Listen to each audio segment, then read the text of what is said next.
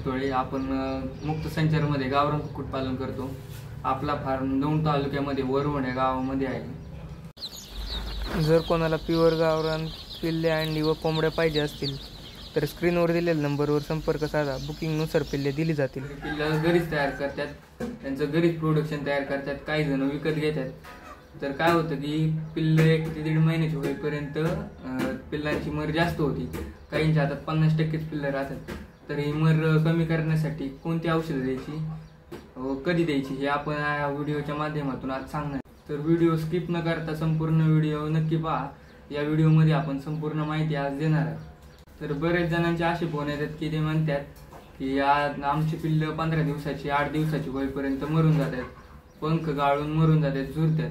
तर ह्यासाठी आपण काय उपाय केला पाहिजे, कोणतं औषध दिलं पाहिजे, तर आज आपण यावर सगळी माहिती देणार आहे. कोणती औषधं कधी वापरायची, कशी वापरायची. तर व्हिडिओ संपूर्ण शेवटपर्यंत नक्की पहा आणि व्हिडिओ आवडला तर सबस्क्राईब करायला, लाईक करायला विसरू नका. तर आपण व्हिडिओला सुरुवात करू.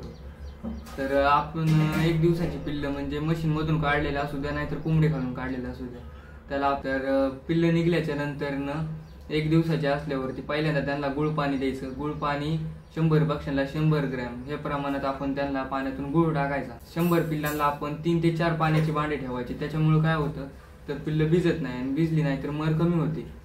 मग आपण 1 ते 1.5 दिवस पाणी आपण गुळ पाणी द्यायचं. त्याच्यानंतर एक लेक्झिन पावडर म्हणून येते.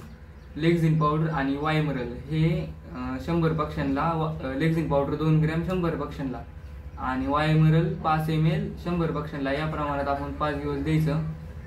त्याच्यानंतर 6व्या दिवशी तर काय आपण त्यांना औषध द्यायचं नाही, कारण 7व्या दिवशी आपल्याला त्यांना लसीकरण करायचं असतं. त्याच्यामुळे 6व्या दिवशी आपण त्यांना साधं पाणी पिण्यासाठी द्यायचं. त्याच्यानंतर 7व्या दिवशी आपण त्यांना लस द्यायची. लस कोणती द्यायची तर लासोटा डोळ्यातून द्यायची.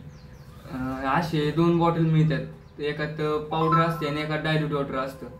तर या सिरिंजच्या साह्याने आपण डायल्यूट वॉटर त्या पावडर मध्ये टाकायचं आणि परत ते काढून ड्रॉपर मध्ये घ्यायचं आणि ड्रॉपर मधून पिल्लांच्या डोळ्यामध्ये सोडायचं. पहिल्यांदाच मरीचं प्रमाण कसं वाढतं तर आता 100 पिल्ले आहेत आपली. 100 पिल्लांना जर आपण एकच पिण्याच्या पाण्याचं भांडे ठेवलं तर सगळी तहान लागलेली असते पिल्लांना. सगळी एकाच भांड्यावरती पाणी प्यायला जाणार. मग त्यांची चेंगराचेंगरी होणार, तिथं पिल्ले भिजणार आणि तिथंच आपली मर होती. म्हणजे 1 ते 2 दिवसाची पिल्लं होईपर्यंत आपली 10-12 पिल्लं तरी मेलेली असतात. त्याच्यामुळे आपण त्यांना 100 पिल्लांना 3 ते 4 भांडे ठेवून द्यायची. त्याच्यामुळे काय होतं की पाणी प्यायला गर्दी होत नाही आणि त्याच्यामुळे पिल्लं नाही भिजली तर मर कमी होते. तर आता आपण पिल्लांच्या 1 दिवसापासून ते 5 दिवसापर्यंत खाद्याचं आणि पाण्याचं नियोजन बघितलं. पण खाद्य कोणतं द्यायचं तर 1 महिन्यापर्यंत आपण 1 दिवसापासून ते 1 महिन्यापर्यंत आपण त्यांना प्री स्टार्टर म्हणून एक फीड येतं ते द्यायचं. त्याच्यानंतर खाद्य बदलायचं. परत आपल्याला 8व्या-9व्या दिवशी सर्दी होऊ नये म्हणून एक औषध द्यायचं. मल्टीस्टार किंवा एन्ड्रोफॉक्सिन म्हणून एक औषध येतं. तर हे औषध आपण त्यांना द्यायचं 3 दिवस. मग 3 दिवसाच्या नंतर काय करायचं, मग आपला 13-14 दिवसाचा पक्षी होतो. परत 14व्या दिवशी आपल्याला गंबोरा म्हणून एक वॅक्सिन द्यावं लागतं. गंबोरा वॅक्सिन ते पण डोळ्यातूनच द्यायचं. सेम प्रोसेस करायची. परत डायल्यूट वॉटर मध्ये पावडर टाकायची आणि ड्रॉपर मध्ये टाकून डोळ्यातून द्यायचं. 15व्या दिवसाच्या नंतर आपल्याला पक्ष्यांना लिव्हर टॉनिक म्हणून एक येतं. लिव्हर टॉनिक द्यायचं त्यांना 100 पक्ष्यांना 10 ml या प्रमाणात द्यायचं. लिव्हर टॉनिक दिलं की पक्ष्यांना चकाकी पण येते आणि पक्ष्यांना भूक वाढल्यामुळं पक्ष्यांचे वजन तब्येत वाढते. पक्ष्यांना व्हायरल इन्फेक्शन होऊ नये म्हणून. व्हायरल इन्फेक्शन म्हणजे बरेच असतात, त्याच्यात आपण कंट्रोल कसं करायचं तर आपण कोर्सुलिन TH किंवा B904 याचा वापर करू शकतो. याचा आपण स्प्रे करायचा. याचं प्रमाण 10 ml 10 लिटरला आपण वापरतोय एका पंपाला. तर असं प्रमाण याचं. तर आपला आता पाऊस काळा दिवस आहे. पाऊस काळात आपल्या शेडला होपा किंवा पिसा होत्यात शेडमध्ये, तर ते होऊ नये म्हणून हे एक वापरायचं. त्याच्यानंतर आपल्याला आपला पक्षी 25 दिवसाचा किंवा 1 महिन्याचा झाला तर आपल्याला त्याचं डिवॉर्मिंग करावं लागतं. त्याच्यामुळं मग आपण जंतासाठी हे औषध वापरतो अल्बोमार. अल्बोमार हे पण चांगल्या कंपनीचं औषध आहे. हेच वापरायचं. ह्याच्यामुळे जंत पडतात.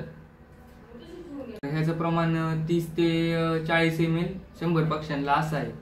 तर हे दिल्यामुळे आपल्या पक्ष्यांची तब्येत ही सुधारती. खाल्लेलं त्यांच्या अंगी पण लागतं. तर आपल्या पक्ष्यांना जंत झालेले असतात, तर मग त्यांना खायला देऊन काहीच फायदा नाही. तर हे द्यायचं 1-1.5 महिन्यात एकदा डिवॉर्मिंग करायची पक्ष्यांची. तर आता मोठ्या पक्ष्यांना जर आपण औषधं द्यायचं म्हणलं तर आता पावसाळ्याचा दिवस आहे, थंडीत पण आणि पावसाळ्यात पण सर्दीचं प्रमाण जास्त असतं. तर सर्दीसाठी आपण एन्ड्रोफॉक्सिन म्हणून एक औषध वापरतो आणि टेट्रासायक्लिन ही एक पावडर आपण वापरतो. तर हे त्याचं प्रमाण कसं आहे तर 1 ml 10 पक्ष्यांना हे प्रमाण आहे या औषधाचं. ते पण औषध द्यायचं आणि हा स्प्रे करायचा कोरायचा झाल्यावरती विरकॉनिसचा स्प्रे असा करायचा की 1 लिटर पाण्याला 1 ग्रॅम आणि पिण्याच्या पाण्यातून द्यायचं असेल तर 2 ग्रॅम 1 लिटर पाण्याला, असं याचं प्रमाण आहे. तर ह्याचा पण चांगला रिझल्ट आहे. तर आता माझ्याकडे जेवढी औषधं होती म्हणजे जेवढी आपण वापरात घेतो तेवढी तर मी तुम्हाला या व्हिडिओच्या माध्यमातून दाखवलेली आहेत. जास्त काय औषधं नसतात पण बेसिक औषधं तरी आपण कोंबड्यांना दिली पाहिजेत. त्याच्यामुळे काय होतं की कोंबड्यांचे रोग आले की ते बरे होतात आणि येऊ नये म्हणून हे आपण जास्त काळजी घ्यायची कोंबड्यांची की रोग कसा येणार नाही. तर आपण दर आठवड्याला आपण कोंबड्यांच्या शेडमध्ये स्प्रे केला पाहिजे. बाहेरच्या परिसरात पण आपल्या शेडवरती विजिटला लोक येतात, तर मग त्यांच्या पण पावलांमुळे आपल्या शेडमध्ये बॅक्टेरियल इन्फेक्शन होऊ शकतं किंवा व्हायरल इन्फेक्शन येतच. त्याच्यामुळे आपण त्यांना कोर्सुलिन TH किंवा B904चा आपण स्प्रे करायचा. त्याच्यामुळे काय होतं की व्हायरल इन्फेक्शन आपल्या शेडला होत नाही आणि जरी झालेला असेल तरी पण त्याने बरा होतो. तर कसा वाटला तुम्हाला व्हिडिओ मला नक्की सांगा आणि आवडला असेल लाईक करा, शेअर करा. असेच नवनवीन कुक्कुटपालन संबंधित व्हिडिओ पाहण्यासाठी आपल्या चॅनेलला सबस्क्राईब करा.